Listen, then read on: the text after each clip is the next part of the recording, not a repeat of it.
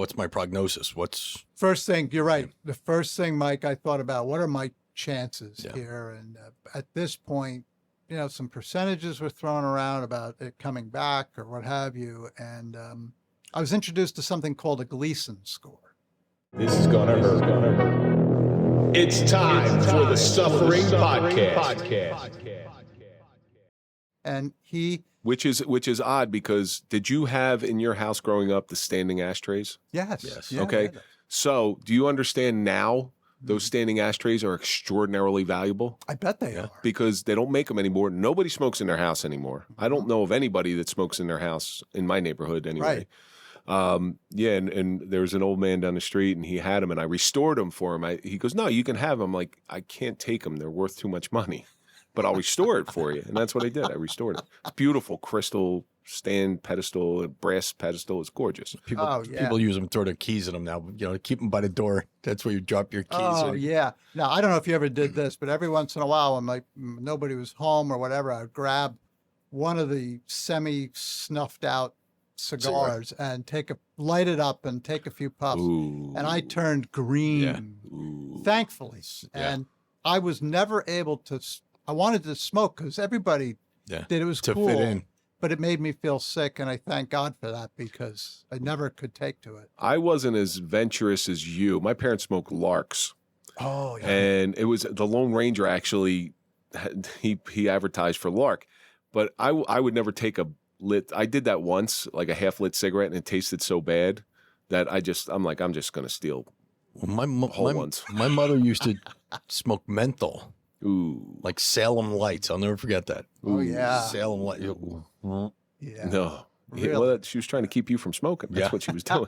Well, I was like, Jim, I grabbed a cigarette. I took a drag of it, and I got that cigarette high. Mm-hmm. And I'm just sitting there going, I could feel nauseous just thinking about that right now. So your father having bladder cancer, when he found out, were you there?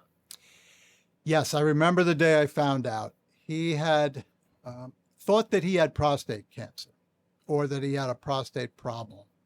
He was experiencing blood in his urine. My father was not a big person to go to the doctor unless it was something pretty bad. So I don't think he told my mother much about it. And then all of a sudden, I guess he got scared, and he told my mom, and she said, you gotta go to the doctor. So doctor was concerned, referred him to a urologist, and they did a scope or a scan or whatever they did. I don't remember exactly what it was. I don't even want to know how they did the scope, because it's just too horrifying to think about. It's too horrifying to think about it. But I was at work, and I got a call, and it was not from my mom. It was from my mom's friend who was with her. So that made me nervous. My mom couldn't get on the phone. And they found a mass, and it was a large mass. And doctor was very concerned about it. They did a biopsy, but they're almost certain it was bladder cancer at the time, and certainly it was. And from that point, I was devastated. My dad was older dad. He was 40 when I was born, but we were close. He was like Ward Cleaver. He was the dad you went to for advice. He was just a wonderful, wonderful man, and a big impact on our family. like the rock in your family too, probably. He was a rock. He really was. And he just, he was very brave the whole time. But I was so devastated. I drove home right away to Kelly, my wife, and I told her, and she said, well, why don't you get over to the hospital right away? So I went over, and he was just coming out of it, and my mom was very upset. And of course, you're hopeful initially that there's going to be treatments and things, but it ended up months of, I should say, they removed his bladder. They removed it and replaced it with a stoma. Mm-hmm. So he had it's called a urostomy. My mother had to take care of that and change it out. And not to get detailed, but it was messy business. And he had something called a fissure as well, and it got infected. And the poor man, he couldn't eat. He had to eat intravenously for months. Wow. So even though he wanted to taste the sensation of food, he couldn't do it. Well, there's a dignity thing that's involved, especially you talking about your father being a World War II vet. He's of that generation, because I saw that with my grandfather. My grandfather had he had cancer. The cancer wrapped around his jugular vein. Mm. So they had to remove a nerve. So it looked like he had a stroke. And my grandfather's a very proud man. He wouldn't go play golf at the golf club that he played at forever because he was embarrassed about the way he looked. Yeah. It's a dignity thing with that generation. They have to remain, like you said, your father was a ward cleaver. They have to maintain that aura around them. The tough guy syndrome. Yeah, it's tough. Yeah, it was tough. And they got him on this chemotherapy. And he went from, my dad was only about 5'6", but he was stocky. He was muscular and stocky.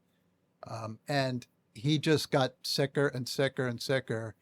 And he ended up down, the last time I think he went to the doctor's office, he was about 80 pounds. Wow. And he lost a lot more in the last couple of weeks too. So if he was down in the 70s, maybe he was a skeleton really. And, you know, I was the optimist. I was the youngest in the family. I remember calling the doctor and asking, doctor, he's not eating. He's turning away all the food. Can we do something can we put something in his intravenous to give him some nourishment? And he said, Mr. Gardner, he said, it would be like somebody putting rotten meat under your nose and telling you to eat it. Yeah. He said, he doesn't want to eat he's rejecting it. He can't. He said, we'll try to do some nourishment and this, that, and the other. So, and I said, is he dying? You know, I was in denial. Everybody else knew he was, and I did really. But I said, is he dying? And he said, yeah. He said, he's got about 3 weeks. And that doctor was almost completely right.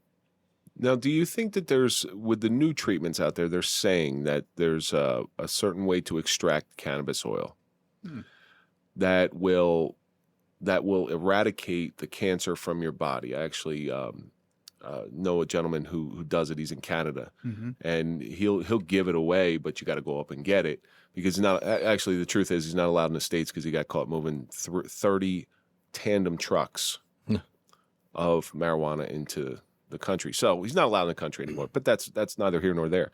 I'm not a big proponent of the new cannabis laws. It's just not for me, but there is some hope when it comes to cancer patients with that because it does stimulate appetite. It does show some benefit to shrinking cancers. Do you think your father, at least some quality of life? Because with 3 weeks to go, you're just looking for quality of life. Yeah, I don't know. I really don't know much about the science behind that at all. I really haven't read about it. I do know that he started to drink like those high calorie drinks. Like the Ensures Yeah, and stuff. and he could have a little bit of that. And strangely enough, my father was not a big drinker at all, but he could have a little a juice glass of beer.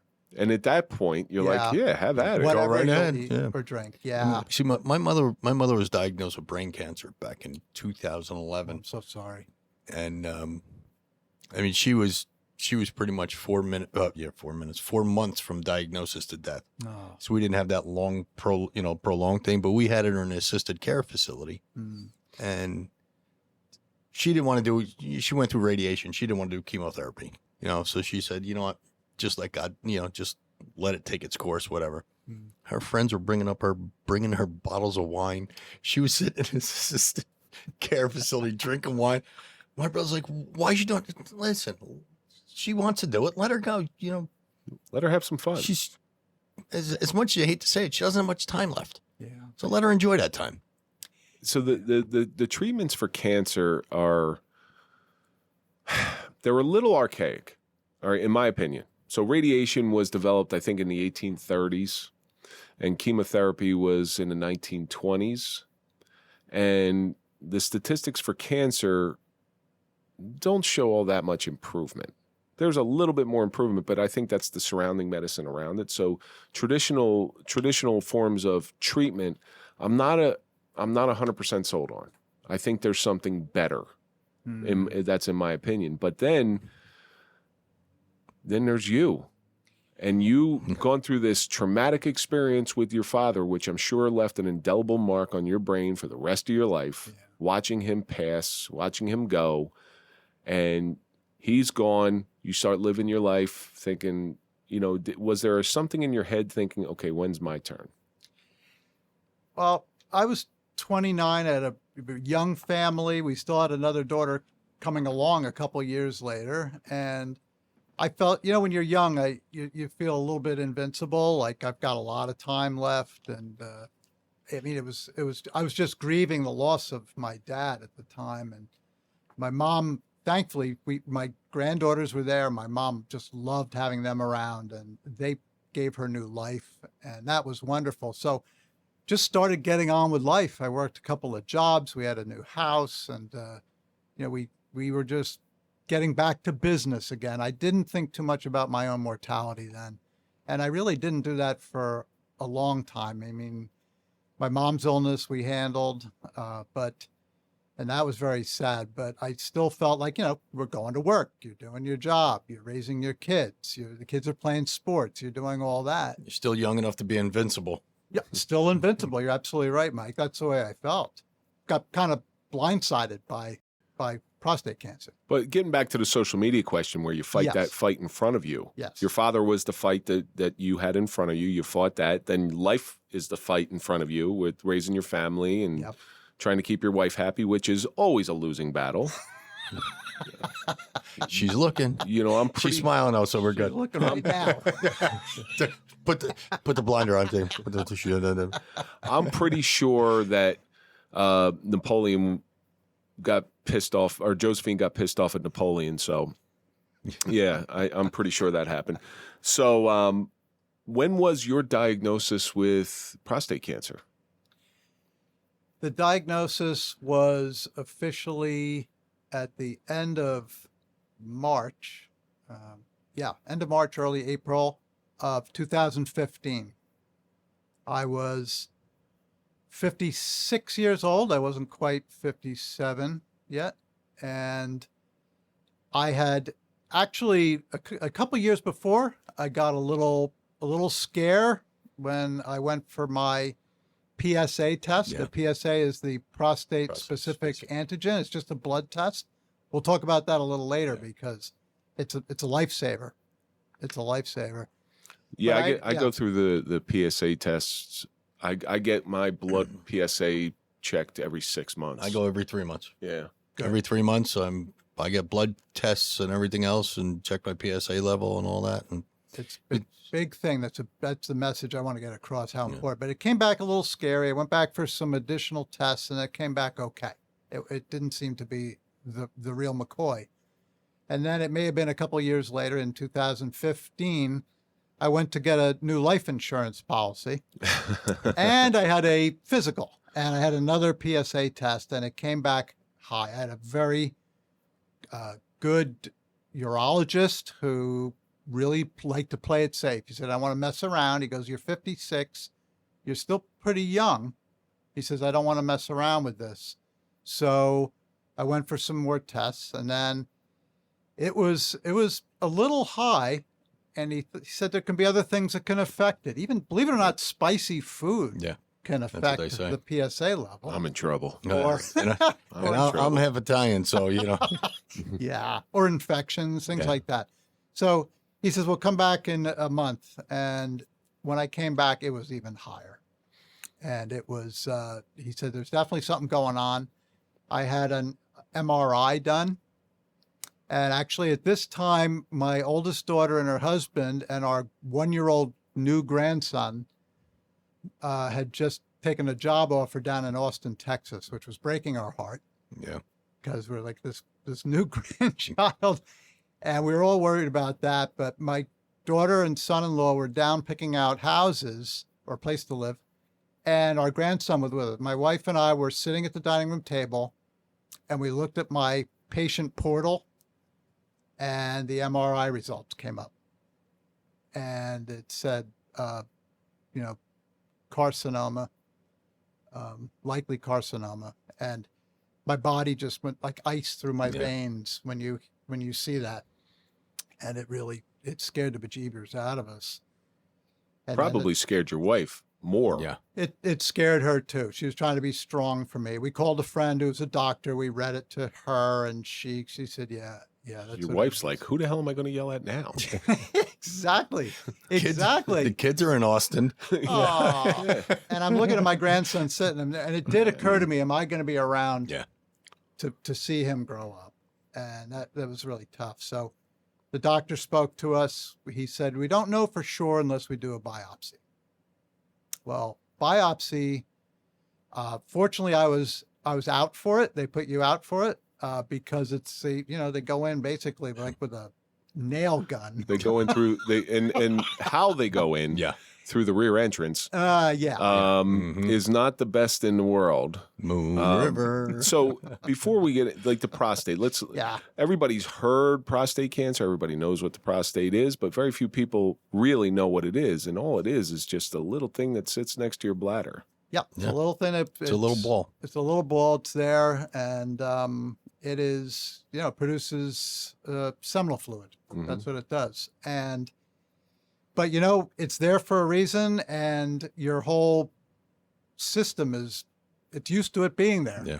And that gets into what happens later. But we got the biopsy results. The doctor called me, and I picked up the phone, and my heart's racing. I knew the call was coming. He says, Mr. Gardner, how are you? And I thought, he sounds happy. This is good news. This is good stuff, right? He goes, you have prostate cancer. And he was trying to keep me upbeat, and I just sort of halted, and I was leaning on the kitchen counter, and like, what does this mean? Yeah. What's my prognosis? First thing, you're right. The first thing, Mike, I thought about, what are my chances here? And at this point, some percentages were thrown around about it coming back or what have you. And I was introduced to something called a Gleason score. Now, I'm not a doctor. I'm not an expert. Anybody who's listening to this, please check with your doctor. But my Gleason score from the biopsy was a 6, which is a lowest. It's like the lowest and still be cancer. It was still cancer, and cancer is such a ugly word. Oh, it is. The dreaded C word.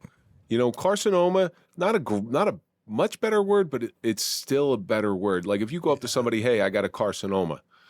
Yeah. Okay, versus cancer, because immediately when you hear that word cancer, your mind goes to the worst possible places that you can think of. It does. And your initial reaction, you're leaning up against the thing, it probably felt like you got punched in the stomach. It did. It was almost kicked in the nuts. Yes. Yeah. More appropriately. Yeah. Yeah. I saw cancer up close. Yeah. And you lived it. But as horrible as it was to see my dad go like that, it still wasn't me. Yeah. You know what I mean? I still wasn't, I had to be there for my family. I had to be there. I was at that point, young. because at that point you have empathy. Yeah. You have empathy for your father going through. It's hard to watch anybody you care for pass away, but you don't know the feeling of it. Now, fast forward to the future, almost 30 years later, you now have sympathy. Right. I was really feeling like a little nervous, like what does this mean? What are my percentages? And then when I mentioned, I think in the beginning about fear, my view of fear, I started to worry about what I was going to do with that percentage that I heard. More so than I was worried about what was actually going to happen. If I heard a percentage of it coming back, I was going to be laser focused on that number. Yeah. So what was it? What was the percentage? I don't fully remember. He threw some. It was very good odds because of catching it early. And the Gleason score indicated that it's the level of aggressiveness of the cancer cells, but there was still cancer, and it was still in my body, and something had to be done with it. And the other thing is, I was relatively young to be diagnosed with prostate cancer. I was 56. And but all these things are working in your favor. Early detection, being young and a little bit healthier. The low Gleason score. They were good, except the being younger is it has a lot more time to do stuff. Yeah. Oh, okay. Yeah, so it can be metastasizing. It can do that. Yeah. It can if you leave it alone, you don't check it, it could metastasize. Now, your father would just put iodine on it. Yeah. Oh, mercurochrome. Mercurochrome. Oh, yeah. That was the dreaded cure-all. pink stuff that burned and That was crazy. They just put some mercurochrome on it. Yeah. Rub some dirt on it. I recently bought a bottle of that more as a joke than anything else. Nothing like mercury and iodine in the system. Kills anything. My father used to put that in baby oil and lay out on the beach with it. Oh my goodness. That's Yeah. Oh. yeah. So yeah, being younger, they were saying, I don't want to just leave this be. If I were 20 years older, they may have said do, active surveillance, I think they call it, where you just keep watching it and testing it, which is it's a very legitimate way to watch it. But so what were the options? They discussed a few things with me, and we decided, he said surgery would be one thing. Radiation kind of got taken off the table for me, and I think some of that might have been the fact that my father had bladder cancer, and if you're radiating that area down there, I don't know if that that could have been a reason that they wouldn't want to zap me with radiation in my 50s and then in my 70s or 60s end up with bladder cancer or something. But it was really off the table except for surgery, or I could wait a little while, but that would be. He said to me, by the way, it all depends on you whether you want to wait or not, because you got to decide, is it worth it to you? Like, do you want another year of feeling normal? Like Well, you haven't felt any symptoms at this point. But No. see, I was going to say, isn't that weird to put it on someone who just got told that they have cancer? Now, listen, ball's in your park now. Yeah, I know what you're saying. I think, but he gave me an informed choice. Yeah. Like if you wait, the benefit is you keep your prostate for another year or two. If that's if you wait. If you don't wait, you're going to go through that discomfort. But if you wait, there's also that chance that it could jump to a higher level of aggressiveness. Well, people have told me who have had prostate cancers. One of our good friends who who I'm talking about had prostate cancer, and the discomfort that he went through was it sounded awful. And the main discomfort was he couldn't urinate. Yeah. And just imagine, I mean, we've all had full bladders from time to time, how uncomfortable that is. Well, that was him all the time. And he just, he couldn't go. He would just sit down on the toilet because he knew it was going to be a while. Men often in their 50s and 60s start to get it's called benign enlargement of your prostate. It's not cancer, but you have trouble emptying your bladder. And that can be a benign situation, but very uncomfortable. Extremely uncomfortable. I had that, and then I also had cancer on top of it. And I don't think it was the cancer that was giving me the discomfort at that time. It was more the enlargement. The enlargement, yeah. So I get this news. When I mentioned to you about being a worrier and just overthinking the fear of overthinking my odds and all that. I mean, my wife Kelly and I looked at each other and I said, I am not leaving this in my body. I can't deal. I was more afraid of me overthinking, and the quality of life would have been horrible. So then you'd have this specter on your back constantly with this looming darkness. You knew it's there. Yeah. I don't understand. I don't, aside from keeping your prostate, which, sounds great on paper. Yeah. But having that, I don't think I could bear that. Even like going to sleep at night, you're thinking like, is it moving? Is it going? Yeah. Is it, You're is it right, jumping Mike. around? Every time you put your head on the pillow. It's like an earwig. It's in there. it's in there. It's like it's tunneling through your brain. Yeah. You know what I mean? Yeah, it was so, knowing it was there, not actually feeling it, but knowing it was there was just something we couldn't deal with. So we went into action. We said goodbye to my daughter and son-in-law. I thought you were going to say goodbye to your prostate. I said goodbye to the prostate soon afterward, put it that way. Say goodbye to them, but then we turned and focused on the next thing that we had to do. And what we wanted to do was I should say the first thing I wanted to do was get into the hospital locally and get a surgeon locally and just get it done. And it turns out at the time we had a good friend whose his brother had been on the staff in the urology department at Johns Hopkins, which was like one of the Sure. really top-notch hospitals. And we got the name of a surgeon who was very well known and very good. And we went down there, we drove down to Johns Hopkins, and I was going for a second opinion. And we're about halfway down, and Kelly says,